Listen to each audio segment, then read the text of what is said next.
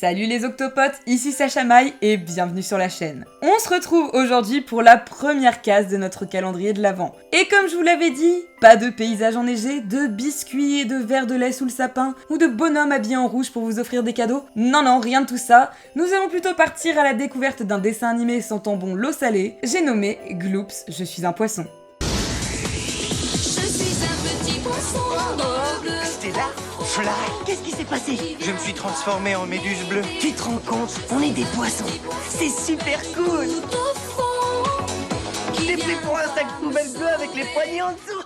Gloops, je suis un poisson est un film d'animation germano-irlando-danois de Michael Egner et Stefan Fiedmark, désolé pour l'accent, sorti en 2000, dans lequel nous suivons les aventures de Fly, sa sœur Stella et leur cousin Chuck. Tous trois partis pêcher à la plage sans surveillance, ils se font prendre de surprise par la marée et se réfugient alors dans le laboratoire du professeur Crevette, un scientifique excentrique complètement passionné par la mer et surtout les poissons. Celui-ci a justement mis au point une potion permettant aux humains de devenir des poissons. Malheureusement, Stella, morte de soif, confond la potion avec une grenadine et boit le liquide. Transformée alors en étoile de mer, elle est rejetée dans l'océan par son propre frère avant qu'il ne se rende compte de son erreur. Fly et Chuck décident alors d'aller la sauver accompagnés du professeur qui fait malheureusement tomber l'antidote à la mer. Les deux cousins prennent alors la décision d'eux aussi se transformer en poisson, mais attention, s'ils n'arrivent pas à boire l'antidote dans les 48 heures qui suivent, ils resteront sous cette forme à tout jamais. Gloops, c'est vraiment l'un des dessins animés m'ayant le plus marqué étant petite. Je me souviens encore de toutes les paroles par cœur. C'est effrayant d'ailleurs, quand je l'ai re-regardé, les paroles me sont revenues super naturellement.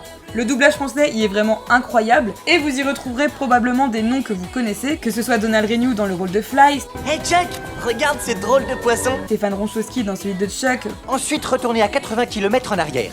Oh, je m'attendais un peu à ce que tu ne me crois pas. Du casture. Mais... Patrick Préjean incarnant le professeur Crevette, De la moustache de morue. ou encore le sublime Daniel Beretta et sa magnifique interprétation de Joe. c'est la promesse qu'une ère nouvelle, demain, se dessine. Et on va en reparler tout de suite, mais ça va être récurrent au niveau des méchants. Déjà, à cette époque, mon personnage favori, c'était Joe. J'ai jamais trouvé un poisson aussi charismatique de ma vie, je vous jure. Le film traite de... j'aimerais bien vous dire de l'écologie, de transhumanisme ou de trucs du genre, mais en réalité, en le revoyant, j'ai pas eu cette impression d'avoir quelques messages en particulier.